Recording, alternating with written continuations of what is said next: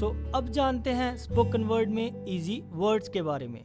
हमारे मुताबिक जब भी आप किसी से कोई ज़रूरी बात कर रहे हो, जहाँ कोई लेक्चर दे रहे हो, तो कोशिश करें ज़्यादा से ज़्यादा इजी वर्ड्स का ही इस्तेमाल करें।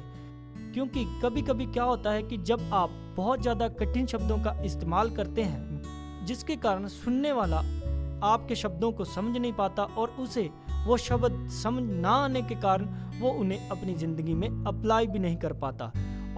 हमेशा इजी से इजी वर्ड्स का इस्तेमाल करें और हमेशा एक अच्छा राइटर और एक अच्छा स्पीकर भी हमेशा इजी वर्ड्स का ही इस्तेमाल करता है, क्योंकि उसे पता होता है कि अगर जो मैसेज वो दुनिया को देने जा रहा है, अगर वो मैसेज दुनिया समझ ही ना पाई तो उसके मैसेज देने का भी कोई फ़ायदा नहीं है। और वो चाहता है कि ज़्यादा से ज़्यादा रीडर उसकी बातों और उसके इमोशंस और फीलिंग को समझ पाए, इसीलिए वो ज़्यादा से ज़्यादा इजी वर्ड्स का ही इस्तेमाल करता है।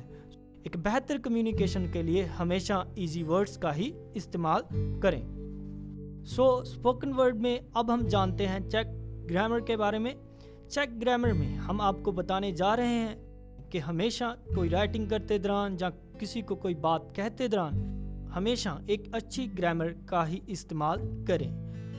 और बहुत बार सेंटेंस की ग्रामर सही ना होने के कारण बहुत से लॉस हमें देखने को मिलते हैं। एक कंपनी के सीनियर एम्प्लॉय ने अपने जूनियर एम्प्लॉय से पूछा कि are you doing a work, और उसने आगे से I am doing a work कहने की बजाय कह दिया I have done my work. और उसकी ग्रामर सही ना होने के कारण उसके सीनियर एम्प्लॉय ने समझ लिया कि शायद ये अपना काम खत्म कर चुका है, और उसका वो आंसर सुनने के बाद उसने दूसरी कंपनी को कॉल कर दी कि हाँ, हमने आपका काम कंप्लीट कर दिया है, आप अपनी गाड़ियाँ भेज दें। और 30 मिनट के बाद गाड़ियाँ ऑफिस के आगे आकर खड़ी हो जाती हैं और फिर से वो सीनियर अपने जूनियर के पास जाता है और देखता है कि वो जूनियर अभी तक काम कर रहा होता है।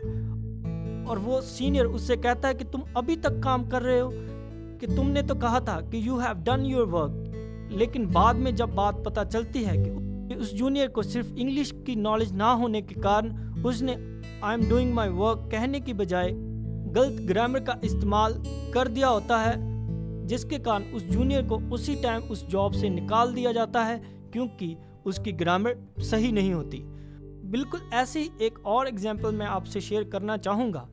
वो एग्जाम्पल है कि एक बार एक लड़के ने एक लड़की को बोलना होता है कि क्या तुम मेरे साथ मैरिज पे चलोगे, लेकिन वो इंग्लिश में कह देता है कि are you going to marry with me, जिसके कारण वो लड़की बहुत गुस्से में आ जाती है और वो उसे कहती है कि तुम क्या बोल रहे हो। लेकिन उस लड़के को कुछ भी मालूम नहीं होता कि उसने क्या कहा है। वो फिर लड़की को पूछता है कि क्या मैंने कुछ गलत कहा, लेकिन लड़की आगे से कहती है कि तुमने तो कहने वाली बात ही खत्म कर दी, जिसके कारण उनमें सिर्फ एक ग्रामर मिस्टेक होने के कारण एक कन्फ्लिक्ट क्रिएट हो जाता है। हमेशा कोई भी बात कहने से पहले ग्रामर को जरूर चेक कर लें। इसके साथ ही कम्युनिकेशन में स्पोकन वर्ड के बारे में हम आपको बता चुके हैं।